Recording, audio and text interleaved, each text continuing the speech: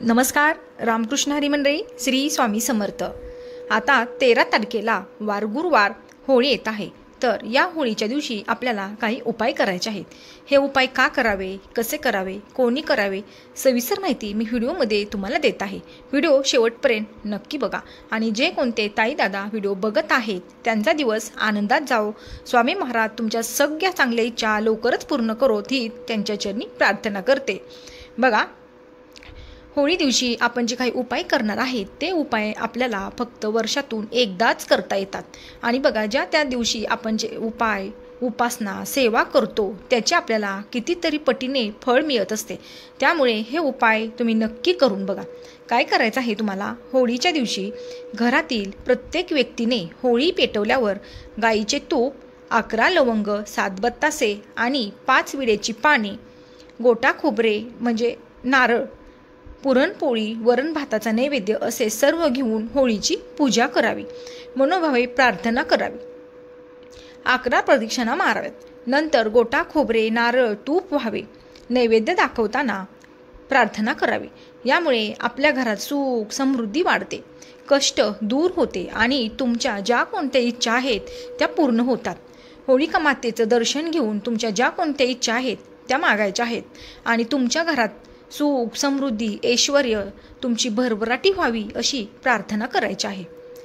होळीच्या दिवशी काळ्या कपड्यात मुठभर काळे तीळ घेऊन ते आपल्या खिशात ठेवावे व रात्री होळीत प्रवाहित करावे. तुमच्या पाठीमागची जी कोणती साडेसाती आहे, त्रास आहे, तो दूर होणार आहे. हा उपाय खूप प्रभावी आहे, नक्की करून बघा. तुम्हाला होळीच्या दिवशीच सकाळीच काळ्या कपड्यात मुठभर तीळ घेऊन ते आपल्या खिशात दिवसभर ठेवायचे आहेत. आणि बघा, ज्यावेळेस आपण होळी प्रवाहित करतो म्हणजे प्रज्वलित करतो त्यावेळेस आपल्या खिशातील ते तीळ त्याच्यात टाकायचे आहेत. हा उपाय खूप प्रभावी आहे. 7 गोमती चक्र घेऊन प्रार्थना करायची की शत्रू माझ्या जीवनात कोणतीही बाधा टाकू नयेत. माझ्या मनातील सर्व कामे व्यवस्थित होऊन असे म्हणून होळीत टाकावी. या उपायाने सुद्धा बघा, तुम्हाला तर शत्रू त्रास देत असतील, तुमच्या कामात अडथळे आणत असतील, तुमची जी भरभराटी होते, तुमची प्रगती होते ती तुमच्या शत्रूंना बघवत नसेल, म्हणजे सतत ते काही ना काही कारणाने तुम्हाला त्रास देत असतील, तर हा उपाय तुम्ही नक्की करून बघा. तुम्हाला आधीच 7 गोमती चक्र घेऊन यायचे आहेत. फार काही महाग नाहीत बघा, ते केंद्रात तुम्हाला मिळून जातील. जर तुमच्याजवळ स्वामींचं केंद्र नसेल, मठ नसेल, तर तुम्ही जिथे देवांचं भंडार सामान मिळतं तिथे तुम्हाला हे मिळून जाईल, तिथून तुम्ही घेऊन या. त्यानंतरचा उपाय पुढचा बघा. होळीच्या दुसऱ्या दिवशी होळीची जी राख आहे ती घरी आणून त्यात थोडे मीठ व राई मिक्स करून घरात व जवळ ठेवावी. त्यामुळे काय होणार आहे बघा, भूत प्रेत, नजरदोष, कर्णीदोष होत नाही. ही सुद्धा राख खूप महत्त्वाची आहे. तुम्ही जी होळी प्रज्वलित करणार आहेत ना, ती प्रज्वलित केल्यानंतर म्हणजे अग्नी त्यातील जी शांत झाल्यानंतर त्यातील थोडीशी राख, चिमूटभर राख घरी आणायची आहे आणि ती राख तुमच्या घरात सुद्धा ठेवायची आहे आणि तुमच्या खिशात सुद्धा ठेवायचे आहे.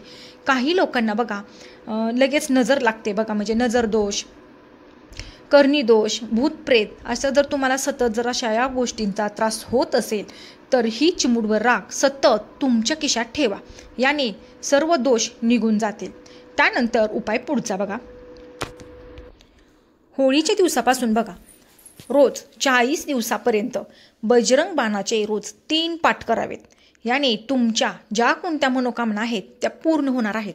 तुमचे बऱ्याच दिवसापासून रखडलेलं काम आहे, आणखी कोणतं काम असू द्या, किती खूप दिवसापासून तुम्ही त्या कामासाठी धडपड करताय तरीसुद्धा ते काम तुमचं यशस्वी होईना, तर त्यासाठी हा उपाय खूप प्रभावी आहे.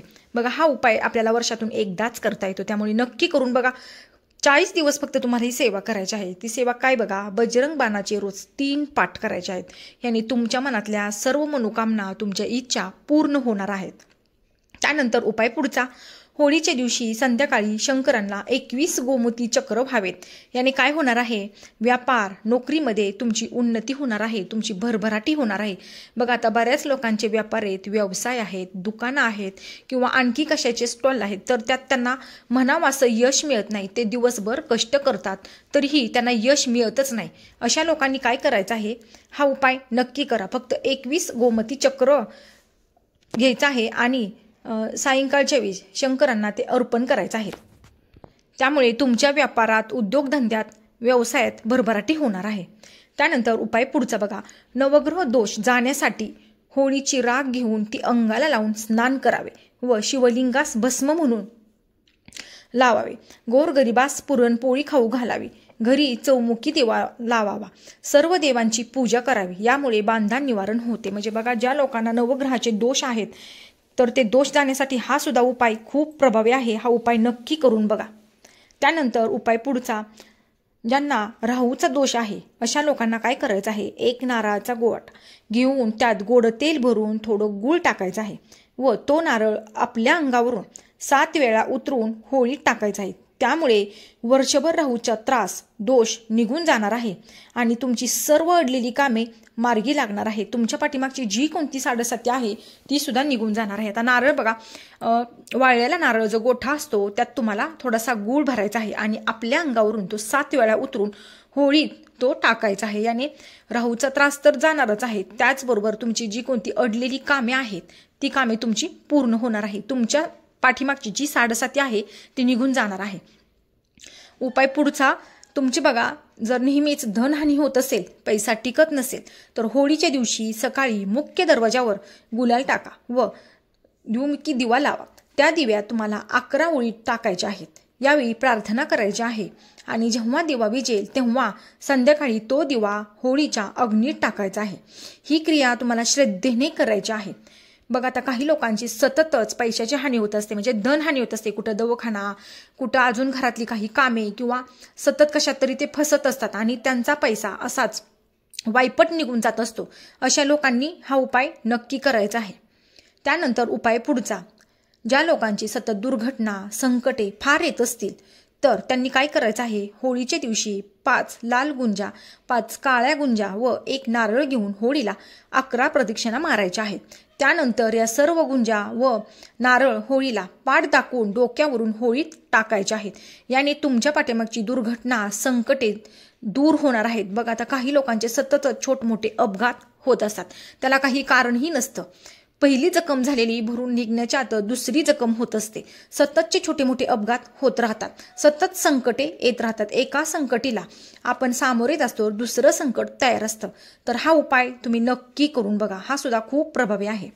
त्याचबरोबर विवाह होत नाही बघा, लवकर विवाह होण्यासाठी होळीचा दिवस फार शुभ मानला जातो आणि खूप चांगला मानला जातो. या दिवशी 2 विड्याची पाने, 1 अख्खी सुपारी, 1 हळकुंड घेऊन शिवमंदिरात जाऊन शिवलिंगावर अर्पण करावी, प्रार्थना करावी व त्यानंतर होळीचे दर्शन घ्यावे. हीच क्रिया दुसऱ्या दिवशी म्हणजे धुलिवंदनला करावी. ते दररोज रंगपंचमीपर्यंत करायचे आहे. लवकरच विवाहाचे योग येतील. आता बघा, आपल्याला रंगपंचमीपर्यंत म्हणजे फक्त बुधवारपर्यंत 7 दिवस तुम्हाला हा उपाय करायचा आहे, होळीपासून रंगपंचमीपर्यंत. या उपायाने तुमच्या घरातील जी मुलं मुली आहेत त्यांचे विवाहाचे योग असूनही त्यांचा अजूनही विवाह झाला नसेल अशा मुलामुलींनी हा उपाय नक्की करा. खूप प्रभावी आहे आणि बऱ्याच लोकांना ह्याचा अनुभव आलेला आहे. हे जे काही मी उपाय सांगितले आहेत तुम्हाला, ते फक्त आपल्याला होळीच्याच दिवशी करता येतात, परत वर्षभर करता येत नाहीत. त्यामुळे सर्वांनी ही सेवा करा, हे उपाय करा आणि ह्याचे 100% फळ तुम्हाला मिळणार आहे. तर केलेली सेवा महाराजांच्या चरणी रुजू करते आणि हा व्हिडिओ इथंच थांबवते. व्हिडिओ आवडल्यास लाईक, शेअर आणि सबस्क्राईब करा. तोपर्यंत तुम्हा सर्वांना श्री स्वामी समर्थ.